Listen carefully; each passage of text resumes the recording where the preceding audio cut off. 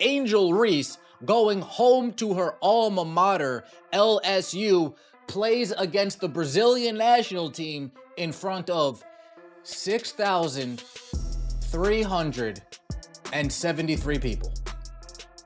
6,373 people. This is an arena that holds 13,000 people. What would you expect when a self-proclaimed icon in women's hoops makes a return to the campus where she clinched it all? Packed seats, roaring fans, and nonstop energy, right? Angel Reese's return to LSU offered quite the opposite, nothing like the festive welcome many had pictured. Angel Reese fans, LSU fans, all of you who tell us, oh my God, what a big superstar. Oh my God, transcendent. Oh my goodness, generational. Oh my goodness, so on and so forth. You guys do all the talking, all the yapping. Twitter fingers turn to can't even show up and buy ticket fingers. Despite rock-bottom ticket costs and the emotional pull of a champion's return, the Pete Maravich Assembly Center felt oddly empty during the Chicago Sky's preseason game against Brazil. The same court that once exploded with cheers for Reese during her college run now echoed in silence for her professional debut. Was it just marketing buzz? I figured fans would flood in too. But what did Angel Reese's mother and coach Tyler Marsh really think? Yeah, we're gonna eat good this year. How about another McBrick?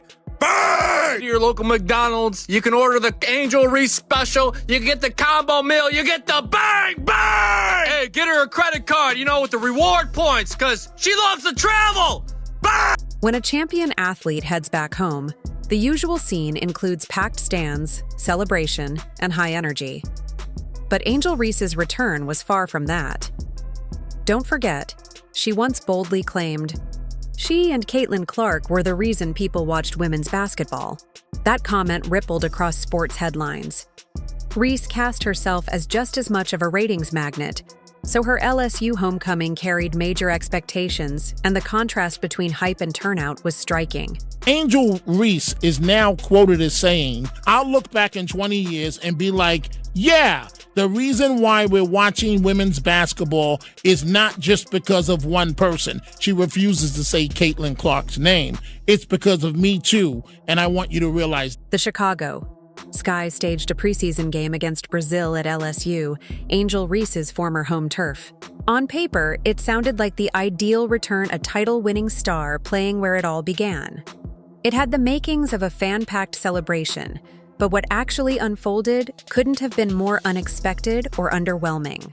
A lot of Angel Reese fans are not basketball fans, and they are proving it. They proved it last night without a shadow of a doubt.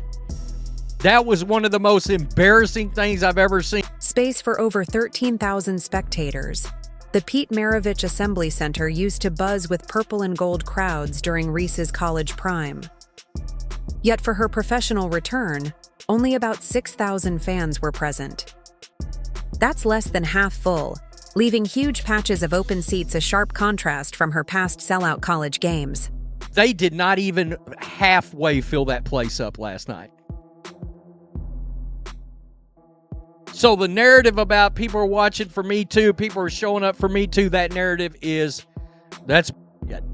don't let anybody try to blow smoke up your ass. Even more surprising was the ticket pricing. Entry was as low as $11 on resale sites, cheaper than a trip to the movies. Still, the turnout lagged. The low cost didn't lure fans in, and thousands opted to skip the event, despite the unbeatable deal on admission. It was over 6,800 seats still available, and some people were saying, by the way, that literally there were some $15 tickets out there. Social media didn't let the low attendance slide. Yo, that arena is empty, one person posted. Another chimed in. Angel Reese fans didn't even show up for her LSU return, and the tickets were dirt cheap. Cameras caught wide shots of vacant rows during the broadcast. The disappointing turnout raised real doubts about Reese's pull.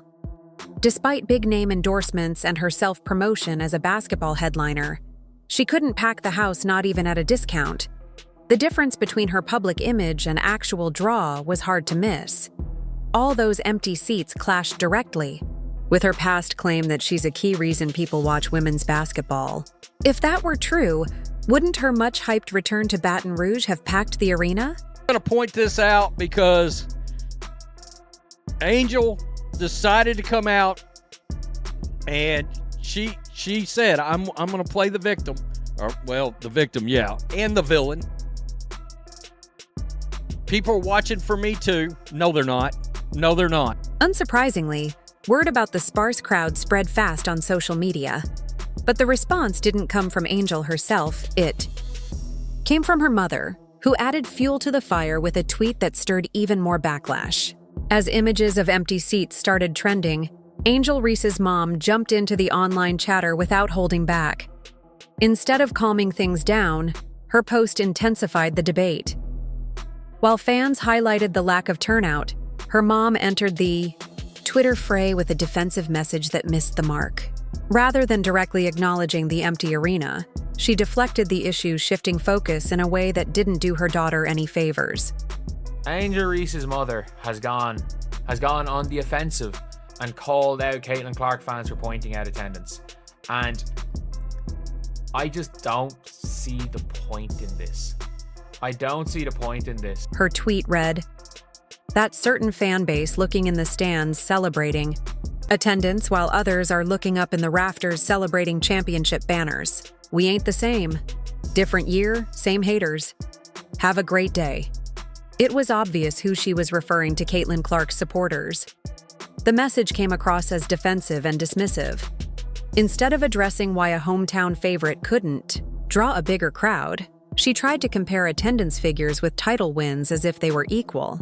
The two things aren't even related in this context, which made the deflection feel awkward and only added fuel to an already heated conversation. There is no argument to be made. We heard it from Chinea Nwumike as well. We've heard it from a lot of people. Like, there's no argument to be made that there is a needle. There is a needle. The problem? Her tweet ended up doing the opposite of damage control. It shined a bigger spotlight on the very criticism she hoped to dodge. Social media didn't hold back. One user responded, "Her daughter playing in an empty arena upset her so much she had to take a jab at us. I'm crying." The comment only ramped up the online noise.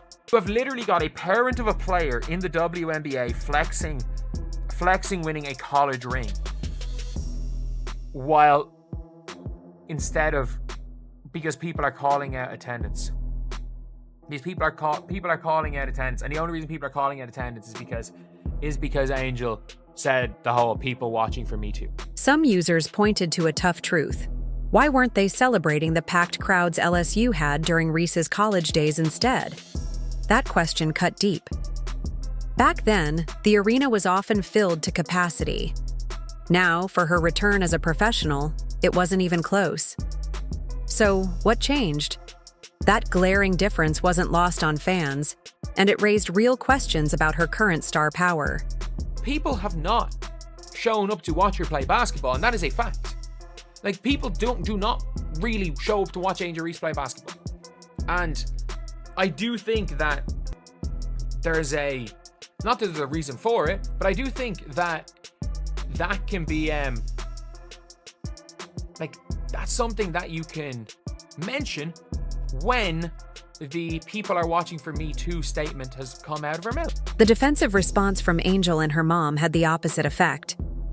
Instead of putting criticism to rest, it amplified doubts about whether she truly drives fan interest. Tossing out past championship wins didn't help in the WNBA context. College fame doesn't automatically translate to pro stardom. Worse still, avoiding the real issue only emphasized the gap between image and outcome.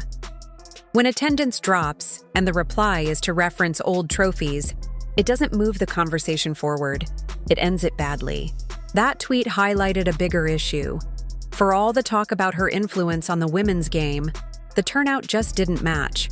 No social media comeback could distract from the empty rows that told their own story at the arena. The second you go to college, what you did in high school doesn't matter. The second you set foot in the pros, what you did in college does not matter. The underwhelming crowd came at a moment when Reese's role in the WNBA is also shifting. Her second season is bringing change, and not all of it plays to her strengths. While she's already dealing with low attendance, her new coach in Chicago is adding another layer of challenge. It may not be intentional, but Tyler Marsh's vision for the team includes reshaping how Reese plays. The dominant interior force fans knew is now being asked to adjust. Marsh sees her future as a stretch four, pulling her away from the paint and into a perimeter-based role. This evolution in her playing style could make it even harder for her to stand out, especially as she works to establish herself in a league where spotlight and production must align. By contrast, Reese's shooting woes drew criticism. She finished 30th in two-point percentage at 40%. God. 29th in three-point percentage, 18.8.